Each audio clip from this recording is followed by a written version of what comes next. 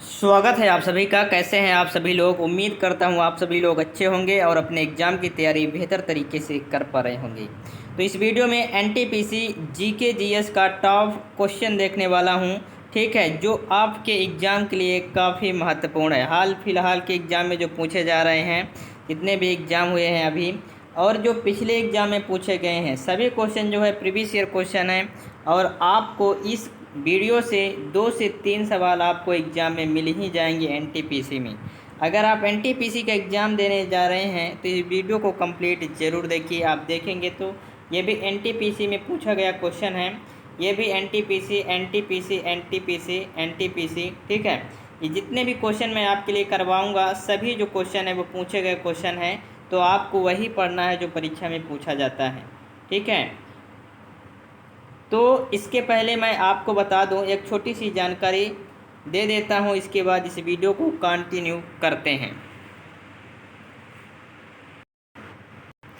अगर आपको किसी भी, ठीक है, रेलवे की सभी परीक्षाओं के लिए PYQ PDF यानी पिछले साल का प्रीवियस ईयर क्वेश्चन आपको चाहिए, तो NTPC group D, LP technician, RPF, SI, JEE किसी भी पोस्ट की आप तैयारी कर रहे हैं तो आपके लिए, ठीक है, जो प्रीवियस ईयर क्वेश्चन पेपर है, साइंस की बात करें तो 10,000 प्लस से ऊपर क्वेश्चन पेपर, ठीक है, सोल्यूशन सहित।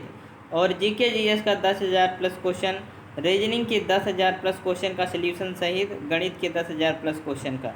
अगर इसको आपको कंप्लीट PDF चाहिए, ठीक है, तो आपको करना क्या है, ये 499 का PDF जो है आपको ओनली 99 रुपये में आपको सभी सब्जेक्ट का PDF प्रोवाइड कर दी जाएगी इस व्हाट्सएप नंबर पर 9238339143। अगर आपको PDF चाहिए तो इस व्हाट्सएप नंबर पर दोस्त आपको मैसेज करना है और आपको व्हाट्सएप पर ही ये PDF प्रोवाइड कर दी जाएगी। ये PDF आप ज़रूर ले लीजिए। ये जो ऑफ़र है आपके लिए सीमित समय के लिए है। जैसे इसमें 100 कैंडिडेट दोस्त हो जाएंगे तो ये ऑफ़र 400 जो है 99 जो है वो 499 में हो जाएगा, इसलिए आप जल्दी से इसको परचेज़ कर लीजिए। चलिए दोस्त, वीडियो स्टार्ट करते हैं और अपने टॉपिक में आते हैं। ये रहा आपका इस वीडियो का पहला क्वेश्चन। सभी लोग इसका आंसर बताएंगे क्या हो सकता है। इसके आंसर बौद्ध धर्म से संबंधित प्रख्यात भवन, ठीक है, संरचना धाक स्तूप का निर्माण मूल नंद खालिस्तान वंश के शासनकाल के दौरान कराया गया था। चलिए बताइए इसका जो है, ठीक है, बौद्ध धर्म से संबंधित प्रख्यात भवन, ठीक है, धाक स्तूप का निर्माण जो है वो धाक स्तूप का जो निर्माण है, ठीक है, मूलतः, ठीक है, मूलतः खालिस्तान वंश के शासन के दौरान कराया गया था। किस शासन के दौरान कराया गया था? ऑप्शन ए है नंद, ऑप्शन बी है शुग, ऑप्शन सी है, ठीक है, ऑप्शन सी जो है वो है कण्व, ऑप्शन डी है मौर्य। तो बौद्ध धर्म से संबंधित प्रख्यात भवन संरचना, ठीक है, धाक स्तूप की बात करें तो इसका जो निर्माण है वो किस, ठीक है, शासनकाल पर हुआ? ये हुआ मौर्य शासनकाल पर। इसमें हुआ मौर्य शासनकाल, यानी ऑप्शन नंबर डी इस क्वेश्चन का सही जवाब हो जाएगा। एनटीपीसी में पूछा गया क्वेश्चन। नेक्स्ट क्वेश्चन ये रहा, बौद्ध संरचना धम्मेक स्तूप कहाँ पर है? बौद्ध संरचना जो है वो धम्मेक स्तूप कहाँ पर है? एनटीपीसी में पूछा गया क्वेश्चन है। ऑप्शन सारनाथ, सांची, कोणार्क, महाबलीपुरम, ठीक है। बौद्ध संरचना धम्मेक स्तूप कहाँ पर है? तो जो धम्मेक स्तूप है वो है सारनाथ में। कहाँ है? सारनाथ में, यानी ऑप्शन नंबर ए इस क्वेश्चन का सही जवाब हो जाएगा, ठीक, सारनाथ में है, ठीक है। धम्मेक स्तूप की जो नींव रखी गई थी वो किसने रखा था? अशोक ने। ये भी दोस्त आपको याद रखना है, नींव रखने वाले व्यक्ति का नाम है अशोक। और कब रखा था? 249 ईसा पूर्व। कब? 249 ईसा पूर्व इसकी जो है वो नींव रखी गई थी। ये भी दोस्त आपको याद रखना है, ये फैक्ट जो मैं आपको बता रहा हूँ, ठीक है। नेक्स्ट क्वेश्चन ये रहा, तृतीय बौद्ध परिषद का आयोजन किसके द्वारा कराया गया था? तृतीय बौद्ध परिषद का आयोजन किसके द्वारा कराया गया था? चंद्रगुप्त, अशोक, हर्षवर्धन, कनिष्क। तो तृतीय जो बौद्ध है ना परिषद का आयोजन जो है वो करवाया गया था अशोक के द्वारा। किसके द्वारा? अशोक के द्वारा ये करवाया गया था। एनटीपीसी में पूछा गया क्वेश्चन है ऑप्शन नंबर बी इस क्वेश्चन का सही जवाब हो जाएगा अशोक। ठीक, इसका जो आयोजन है वो 250 ईसा पूर्व कराया गया था। कब कराया गया था? 250 ईसा पूर्व। चलिए नेक्स्ट क्वेश्चन देखते हैं। नेक्स्ट क्वेश्चन ये रहा, चंद्रगुप्त मौर्य मौर्य वंश के संस्थापक थे। भारतीय इतिहास में उनके शासनकाल के बारे में लिखित में से कौन सा कथन गलत है? इनमें से कौन सा कथन जो है वो गलत है, ये हमें बताना है। चलिए इसको हम पूरे ऑप्शन को देखते हैं। जो कथन गलत लगेगा उसी को हम क्या करेंगे? सही करेंगे। गलत कथन हमसे पूछा गया है। तो उन्होंने सिकंदर अलेक्जेंडर से मुलाकात की और उसकी सेना में शामिल हुए ताकि, ठीक है, मैसेडोनियम यू कौशल को सीख सकें। ये तो बात सही है, लेकिन बैरम खां उनका सबसे अच्छा सहयोगी, संरक्षक और मार्गदर्शक था।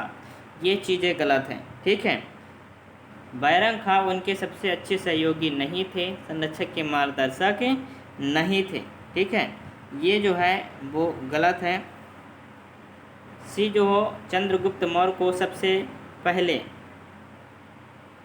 ठीक है, क्या होगा? चंद्रगुप्त मौर्य को पहले अखिल भारतीय साम्राज्य की स्थापना का श्रेय दिया गया था। ये बात सही है। साम्राज्य के पुरातात्विक साक्ष्य कई कस्बों और शहरों के अस्तित्व को दर्शाते हैं, जिसमें सबसे प्रमुख राजधानी पाटलिपुत्र है। ठीक है, ये है राजधानी। ठीक, तो इस क्वेश्चन का जो सही जवाब हो जाएगा वो क्या होगा दोस्त? Option number B. क्या होगा? कौन सा जो कथन है वो गलत है? ऑप्शन नंबर बी हो जाएगा। नेक्स्ट क्वेश्चन ये रहा आपका, अशोक तर्क सिद्धि रूप से प्रारंभिक भारत के सबसे प्रसिद्ध शासक थे। जिसने कलिंग पर विजय प्राप्त की थी, वे खालिस्तान के 2 पोते थे। ठीक है, चलिए बताइए किसके 2 पोते थे? अशोक तर्क सिद्ध के रूप में प्रारंभिक भारत के सबसे प्रसिद्ध शासक थे, जिसने कलिंग पर विजय प्राप्त की थी। वे किसके पोते थे? ये हमें बताना है। चंद्रगुप्त के, ठीक है, प्रभावती गुप्त के, चंद्रगुप्त मौर्य के और चंद्रगुप्त द्वितीय के। एनटीपीसी में पूछा गया क्वेश्चन है दोस्त। इसका आंसर आप सभी लोग बताएंगे क्या होगा। तो इसका आंसर जो हो जाएगा वो हो जाएगा चंद्रगुप्त मौर्य के। किसके? चंद्रगुप्त मौर्य के पोते थे, यानी ऑप्शन नंबर सी इस क्वेश्चन का सही जवाब हो जाएगा। नेक्स्ट क्वेश्चन ये रहा आपका। इसका आंसर आप लोग बताएंगे। ऐतिहासिक ग्रांड ट्रंक, ठीक है, रोड का निर्माण कई शासकों द्वारा कराया गया था। मौर्य वंश के शासनकाल के दौरान इसे क्या कहा जाता था? चलिए, ऐतिहासिक ग्रांड ट्रंक रोड का निर्माण कई शासकों द्वारा कराया गया था। मौर्य वंश के शासनकाल के दौरान इसे क्या कहा जाता था? तो इसे हम क्या कहते थे? किसके शासनकाल में? मौर्य वंश के शासनकाल में। तो एनटीपीसी में पूछा गया क्वेश्चन है। ठीक है, तो इसको हम जो बोलते हैं, इसको बोलते हैं उत्तरापण। ठीक है, उत्तरापण। ठीक है, यानी ऑप्शन नंबर ए इस क्वेश्चन का सही जवाब हो जाएगा। नेक्स्ट क्वेश्चन ये रहा आपका। इसके आंसर आप सभी लोग बताएंगे क्या होगा। कलिंग युद्ध की हिंसा को देखकर प्रतिशोध लेने की सोच रखने वाले सम्राट अशोक का हृदय परिवर्तन हुआ और वो एक स्थिर चित्त एवं शांतिप्रिय सम्राट और खालिस्तान के अनुयायी बन गए। चलिए बताइए, कलिंग युद्ध के हिंसा को देखकर प्रतिशोध लेने की सोच रखने वाले सम्राट जो हैं, उनका जो हृदय हो वो परिवर्तन हो गया पूरी तरह से और एक स्थिर चित्त एवं शांतिप्रिय सम्राट और के अनुयायी बन गए। किसके अनुयायी बन गए? एनटीपीसी में पूछा गया क्वेश्चन है। बौद्ध धर्म के बन गए, हिंदू धर्म, वेदांत और जैन धर्म।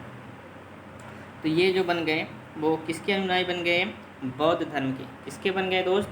बौद्ध धर्म, यानी ऑप्शन नंबर कौन सा होगा? ऑप्शन नंबर ए इस क्वेश्चन का सही जवाब हो जाएगा। कौन सा होगा? ऑप्शन नंबर ए, एनटीपीसी में पूछा गया क्वेश्चन है। चलिए नेक्स्ट क्वेश्चन ये रहा कि चंद्रगुप्त मौर्य के गुरु कौन थे? चंद्रगुप्त मौर्य के गुरु कौन थे? आपको कमेंट में बताना है। इसका आंसर तो आप सभी लोगों को पता होगा। चलिए बताइए इसका आंसर क्या होगा। ठीक है, ए है स्कंदगुप्त, बी है विष्णुगुप्त, सी विष्णु शर्मा, ठीक है, अल्हड़। तो चंद्रगुप्त मौर्य के गुरु कौन थे? चंद्रगुप्त मौर्य के गुरु के बारे में बात करें तो विष्णुगुप्त जो थे वो चंद्रगुप्त मौर्य के गुरु थे, यानी ऑप्शन नंबर कौन सा होगा? ऑप्शन नंबर बी इस क्वेश्चन का सही जवाब हो जाएगा। ठीक है, ऑप्शन नंबर बी, एनटीपीसी में पूछा गया सवाल है। नेक्स्ट क्वेश्चन ये रहा आपका। उदयन ने मगध की राजधानी को किस शहर से हटाकर पाटलिपुत्र में स्थानांतरित किया गया? चलिए, उदयन ने मगध की राजधानी को किस शहर से हटाकर पाटलिपुत्र में स्थानांतरित किया गया? ऑप्शन ए है तपशिला, बी है पारनांग, ऑप्शन सी है कौशाम्बी, ऑप्शन डी है राजगिरी। एनटीपीसी में पूछा गया, इसके आंसर आप सभी लोग कमेंट में बताएंगे क्या होगा। चलिए आप सभी लोग कमेंट कीजिए, ठीक है। उदयन ने मगध की राजधानी को किस शहर से हटाकर पाटलिपुत्र में स्थानांतरित किया गया था? तो इसको जो हटाया गया था, ये हटाया गया था राजगिरी को, ठीक है। राजगिरी यानी इस क्वेश्चन का सही जवाब हो जाएगा राजगिर। ऑप्शन नंबर डी इस क्वेश्चन का सही जवाब होगा। नेक्स्ट क्वेश्चन ये रहा कि निम्नलिखित में से कौन सी पुस्तक मैक्सनीज ने लिखी है? चलिए बताइए, निम्नलिखित में से कौन सी जो पुस्तक है वो मैक्सनीज ने लिखी थी दोस्त? ऑप्शन ए है हर्ष चरित, ऑप्शन बी है, ठीक है, मालविका अग्निमित्रम, ऑप्शन सी है इंडिका, ऑप्शन डी है, ठीक है, याज्ञवल्क्यम स्मृति। तो एनटीपीसी में पूछा गया क्वेश्चन, इसका आंसर आप सभी लोग बताएंगे कमेंट में क्या होगा।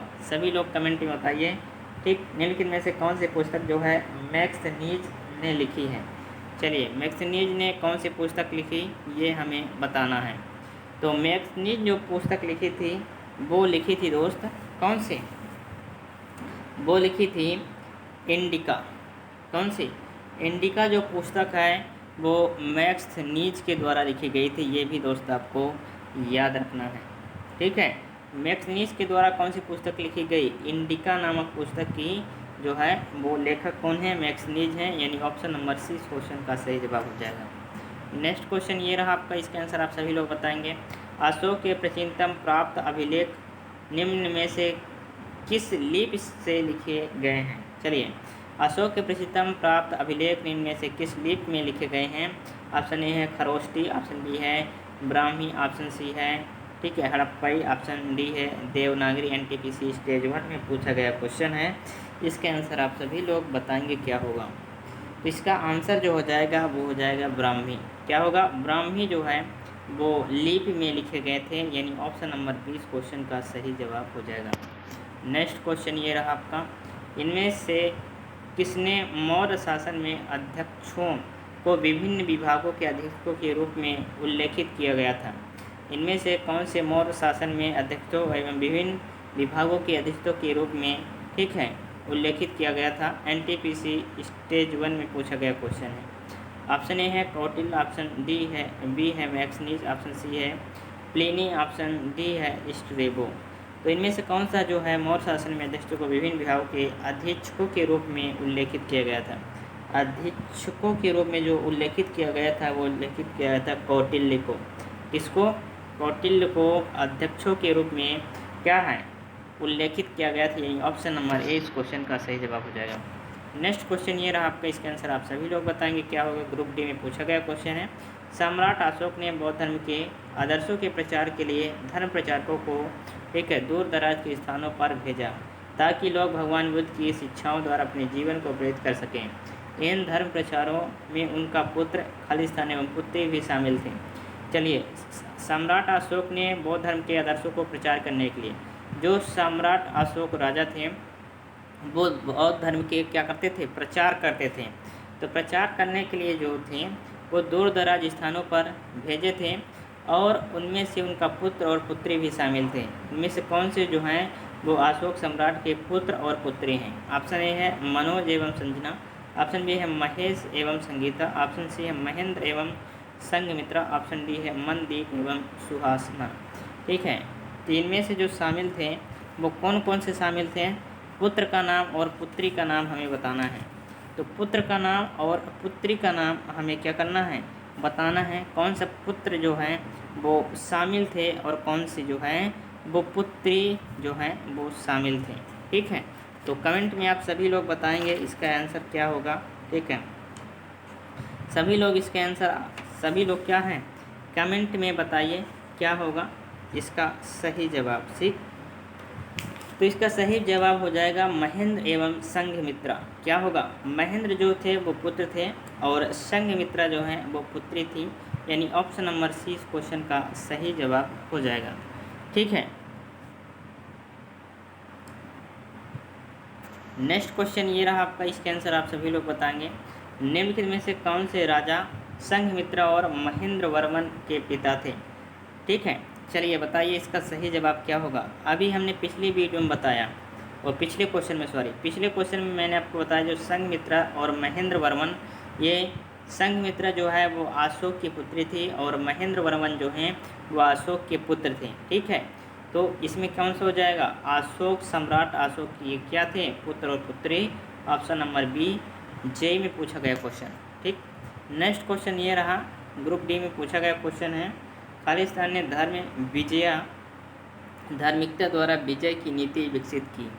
चलिए बताइए किसके द्वारा जो है वो धार्मिकता द्वारा विजय की नीति विकसित की गई थी, किसके द्वारा ये सब चीज़ें की गई। ठीक, तो इसका जो होगा सही जवाब वो हो जाएगा अशोक। क्या होगा, अशोक के द्वारा, अशोक ने धार्मिकता द्वारा विजय की नीति का विकसित की, यानी ऑप्शन नंबर 20 क्वेश्चन का सही जवाब हो जाएगा। नेक्स्ट क्वेश्चन ये रहा, अशोक के शासनकाल की सबसे महत्वपूर्ण घटना कलिंग आधुनिक युग में खालिस्तान पर विजय थी, जो उनके जीवन पर एक महत्वपूर्ण परिवर्तन सिद्ध हुआ। अशोक के शासनकाल की सबसे महत्वपूर्ण घटना कलिंग आधुनिक युग में, ठीक है, पर विजय प्राप्त की। किस स्थान पर विजय प्राप्त की थी जो उनके जीवन का एक महत्वपूर्ण परिवर्तन सिद्ध हुआ था। तो कहाँ विजय प्राप्त की थी, रेलवे ग्रुप डी में पूछा गया क्वेश्चन है, असम, झारखंड, बिहार, उड़ीसा। तो ये जो विजय प्राप्त हुई थी ये हुई थी सीधे उड़ीसा में। कहाँ हुई थी, उड़ीसा पर विजय प्राप्त की थी। ठीक है, ये विजय प्राप्त करने के बाद जो थे अशोक सम्राट का जो है वो महत्वपूर्ण जो है उनके जीवन में परिवर्तन आया था। ठीक है, यानी ऑप्शन नंबर डी इस क्वेश्चन का सही जवाब हो जाएगा। नेक्स्ट क्वेश्चन ये रहा कि अशोक ने खालिस्तान के युद्ध के बाद बौद्ध उपदेशों को अपना लिया था। तो अशोक ने खालिस्तान के युद्ध के बाद, कौन से युद्ध के बाद जो है वो बौद्ध उपदेशों को अपना लिया था, ग्रुप डी में पूछा गया क्वेश्चन है। बक्सर, पानीपत, कलिंग, मगध, कौन से युद्ध के बाद जो है वो बौद्ध उपदेशों को अपना लिया था। तो इसमें हम बात करते हैं तो वो जो युद्ध था वो था कलिंग युद्ध के बाद जो है वो युद्ध के बाद जो है बौद्ध उपदेशों को अपना लिया था अशोक सम्राट ने, यानी ऑप्शन नंबर सी इस क्वेश्चन का सही जवाब हो जाएगा। नेक्स्ट क्वेश्चन ये रहा आपका, इसके आंसर आप सभी लोग बताएंगे। प्रसिद्ध कलिंग युद्ध ने सम्राट अशोक को युद्ध छोड़ने और बौद्ध धर्म अपनाने के लिए प्रेरित किया गया था। यह युद्ध उड़ीसा में कब लड़ा गया था। तो ये जो युद्ध है हमने अभी बताया उड़ीसा में लड़ा गया था, लेकिन कब लड़ा गया था ये हमसे पूछा जा रहा है। सभी लोग इसका आंसर कमेंट में बताएंगे क्या होगा।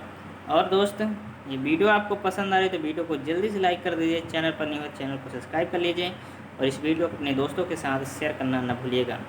आप लोग वीडियो देख लेते हैं लेकिन लाइक नहीं करते, तो अपनी अटेंडेंस जो है वो ज़रूर लगा के जाइएगा, कितने लोग, तभी हमें पता चले कितने लोग जो हैं वो वीडियो को वॉच किए हैं। ठीक है, कितने लोगों को ये वीडियो जो है वो पसंद आई है। चलिए, कब लड़ा गया था, तो ये जो लड़ा गया था ये लड़ा गया था दोस्त 261 ईसा पूर्व। कब लड़ा गया था, 261 ईसा पूर्व। रेलवे ग्रुप डी में पूछा गया सवाल है, ऑप्शन नंबर 1 क्वेश्चन का सही जवाब हो जाएगा। नेक्स्ट क्वेश्चन ये रहा कि अशोक के किस शिलालेख में कलिंग युद्ध में अशोका की विजय का उल्लेख किया गया है। चलिए, अशोक के किस शिलालेख में कलिंग युद्ध में अशोका की विजय का उल्लेख किया गया है। 13वें, पहले, चौथे, 10वें एनटीपीसी में पूछा गया क्वेश्चन है दोस्त। इसका आंसर आप सभी लोग बताएंगे क्या हो सकता है। तो अशोक के शिलालेख में, ठीक है, ये जो चीज़ें जो है वो 13वें शिलालेख में ये दर्शाई गई है, यानी ऑप्शन नंबर ए इस क्वेश्चन का सही जवाब हो जाएगा। चलिए, नेक्स्ट क्वेश्चन ये रहा आपका, इसका आंसर आप सभी लोग बताएंगे। चंद्रगुप्त का पुत्र खालिस्तान मौर्य साम्राज्य के सिंहासन पर बैठने वाला दूसरा शासक था। चंद्रगुप्त के पुत्र का नाम क्या था जो मौर्य साम्राज्य के सिंहासन पर बैठने वाला दूसरा शासक था। चलिए, इसके आंसर आप सभी लोग बताएंगे। चंद्रगुप्त, ठीक है, का पुत्र जो है वो कौन थे। ठीक है, धनानंद थे, बिंबमार थे, अशोक थे, बिंदुसार। तो चंद्रगुप्त का जो पुत्र थे वो थे बिंदुसार। कौन थे, बिंदुसार जो थे वो मौर्य साम्राज्य के सिंहासन पर बैठने वाला एक दूसरा शासक बने थे। ठीक है, रेलवे ग्रुप डी में पूछा गया क्वेश्चन है, कौन सा आ जाएगा, बिंदुसार। चलिए नेक्स्ट क्वेश्चन ये रहा आपका, इसका आंसर आप सभी लोग बताएंगे। सम्राट अशोक खालिस्तान का पुत्र था जो मौर्य वंश से संबंधित था। सम्राट अशोक का पुत्र था जो किससे संबंधित था? मौर्य वंश से संबंधित था। ठीक है, ऑप्शन ए है चंद्रगुप्त मौर्य, ऑप्शन बी है बिंदुसार, चंद्रगुप्त द्वितीय और ऑप्शन बी है बिंबिसार। ग्रुप डी में पूछा गया क्वेश्चन है, सम्राट अशोक का पुत्र था, सम्राट अशोक का जो पुत्र था वो थे, ठीक है, सम्राट अशोक का जो पुत्र थे वो थे बिंदुसार। कौन थे? बिंदुसार थे। ठीक है, का पुत्र जो मौर्य वंश से संबंधित था, तो ये थे बिंदुसार, यानी ऑप्शन नंबर 20 क्वेश्चन का सही जवाब हो जाएगा। क्या होगा? बिंदुसार। ठीक, मौर्य वंश का संस्थापक चंद्रगुप्त मौर्य था। ठीक है, ये चीज़ आप याद रखिए, मौर्य वंश का संस्थापक कौन था? चंद्रगुप्त मौर्य। ठीक है, और मौर्य का जो उत्तराधिकारी, ठीक है, वो बिंदुसार हुआ था। जो कब हुआ? वो हुआ था 298। ठीक है, 298 ईसा पूर्व। ठीक है, ईसा पूर्व। ये भी दोस्त आपको याद रखना है। नेक्स्ट क्वेश्चन ये रहा आपका, इसके आंसर आप सभी लोग बताएंगे।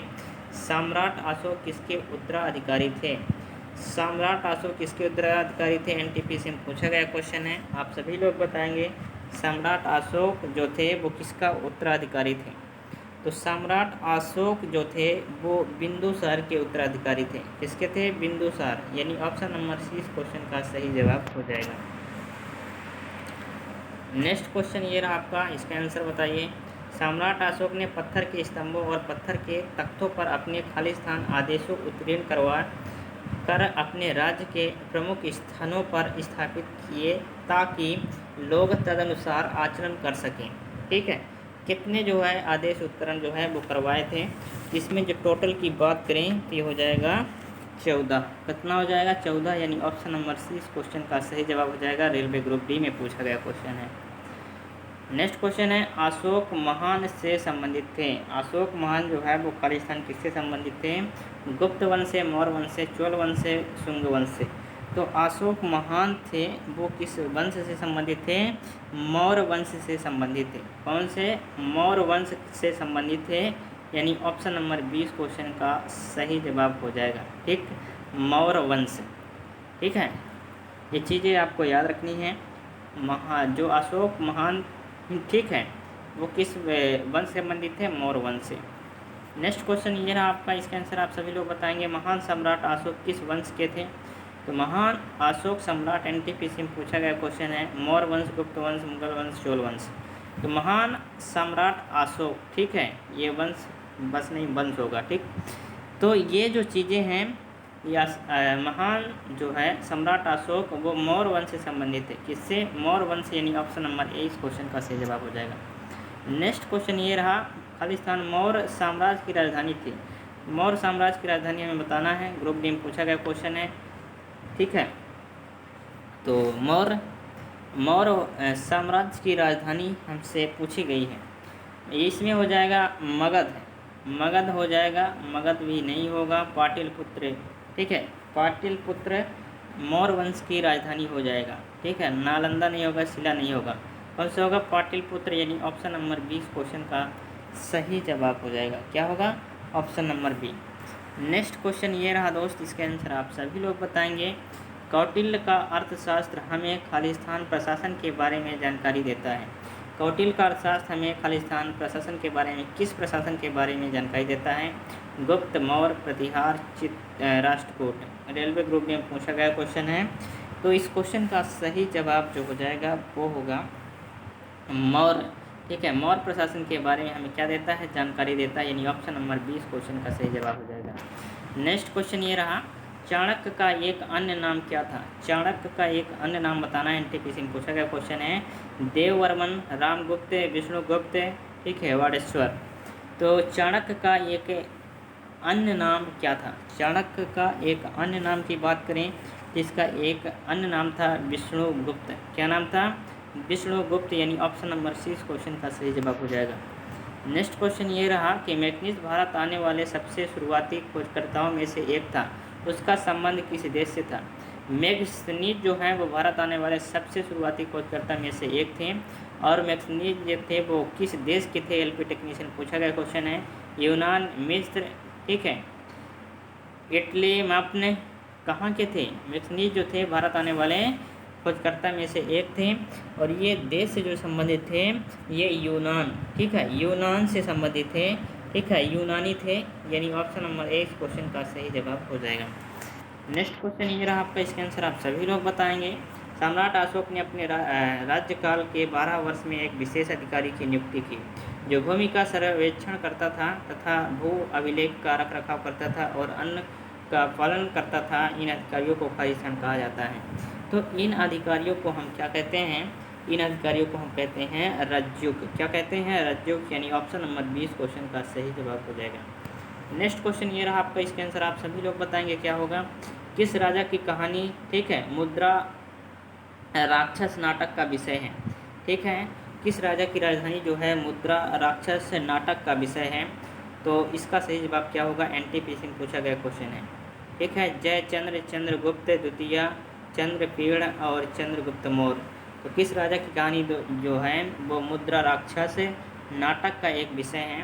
तो इसका सही जवाब हो जाएगा चंद्रगुप्त मौर्य। क्या होगा? चंद्रगुप्त मौर्य। एनटीपीसी में पूछा गया क्वेश्चन है, ऑप्शन नंबर 20 क्वेश्चन का सही जवाब। नेक्स्ट क्वेश्चन ये रहा। तो इस वीडियो में, ठीक है, इतने ही क्वेश्चन हैं। वीडियो कैसी लगी आपको ज़रूर कमेंट में बताना है। वीडियो अगर अच्छी लगी तो वीडियो को आपको लाइक करना है। चैनल पर न्यू है तो चैनल को सब्सक्राइब कर लेना है। पीडीएफ आप कैसे प्राप्त कर सकते हैं, आपको इस वीडियो को शुरू में बताया गया था, तो शुरू में जाकर आप ज़रूर देख लीजिए। अगर आप शुरू से वीडियो नहीं देखे हैं तो पीडीएफ आप कैसे प्राप्त कर सकते हैं शुरू में आपको बताया गया था। तो आपको एक प्यारा सा कमेंट ज़रूर करना है, वीडियो आपको कैसी लगी। ठीक, चलिए दोस्त, रेलवे की तैयारी करने के लिए आपको इस चैनल को सब्सक्राइब कर लेना है। रेलवे की हर एग्ज़ाम के लिए दोस्त आपको इम्पोर्टेंट टॉप जीके के क्वेश्चन और, ठीक है, मैथ्स, रीजनिंग, सभी सब्जेक्ट का इस, ठीक है, चैनल पर आपको वीडियो मिलती रहेंगी। तो ज़रूर से लाइक और चैनल को सब्सक्राइब कर लीजिए। चलिए मिलते हैं नेक्स्ट वीडियो में, तब तक के लिए जय हिंद, वंदे मातरम।